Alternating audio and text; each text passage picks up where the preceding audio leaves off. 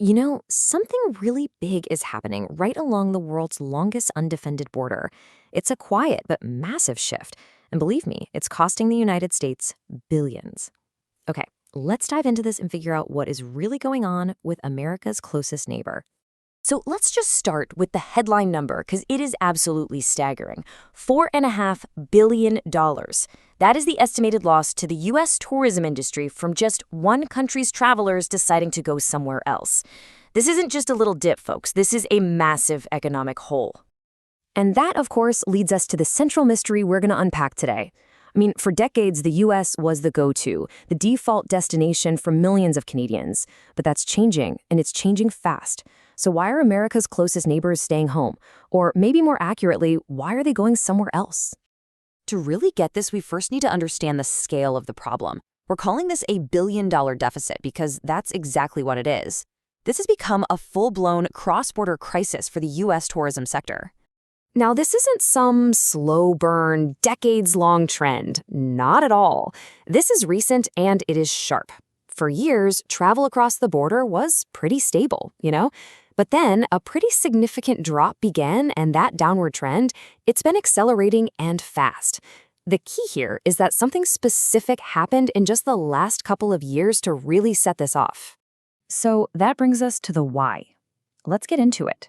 It's not just one thing. It's really a combination of factors, what you could call a trio of troubles that are all pushing Canadian travelers away. And here they are. It really boils down to three main drivers. First up, a growing number of Canadians are genuinely worried about their personal safety and security while they're in the U.S. Second, all the ongoing political tensions and some of the sharp rhetoric, well, that's really soured the relationship. And third, what used to be a super simple border crossing is now seen as a major hassle, which just makes the U.S. feel a lot less accessible and, frankly, less friendly. This quote right here, it really gets to the heart of the emotional side of all this. It's not just about logistics or money.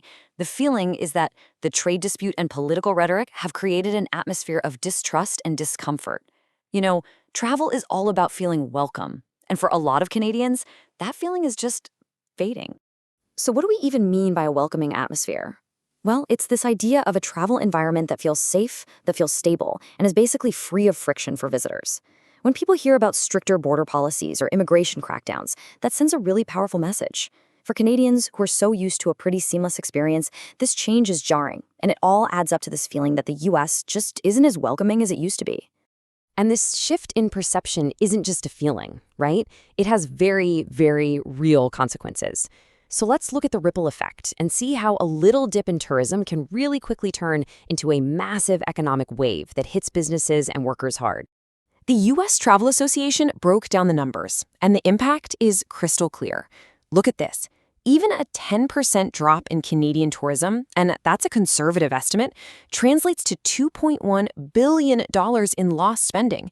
But the really staggering part is the next line. 14,000 U.S. jobs gone. That's thousands of people whose livelihoods really depend on this cross-border relationship.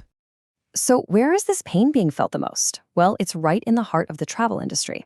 Hotels are seeing fewer bookings, airlines are selling fewer tickets on those super popular cross-border routes, and all the local attractions, we're talking everything from national parks to city museums, they're missing out on a huge chunk of their visitors.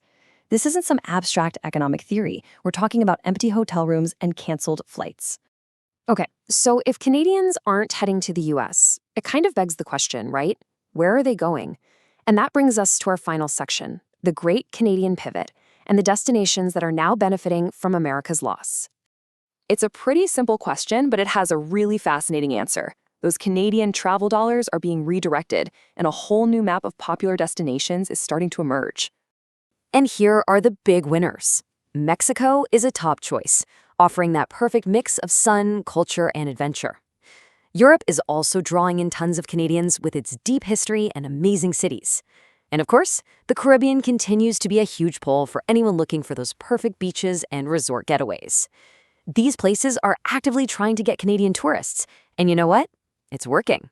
But here's the final and kind of ironic twist in this whole story. As Canadians are looking elsewhere for their vacations, the rest of the world is looking at Canada. The country is rapidly becoming a top destination for global travelers who are looking for the exact things that Canadians feel are now missing just south of their border.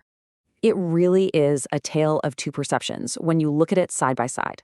On one hand, the US is being seen more and more as having safety risks and political unease. On the other, Canada is being seen as a safe, stable haven. For these two neighbors, it's a complete role reversal on the world stage. So I think the crucial point we're left with is this. A welcoming atmosphere isn't just a nice little pleasantry.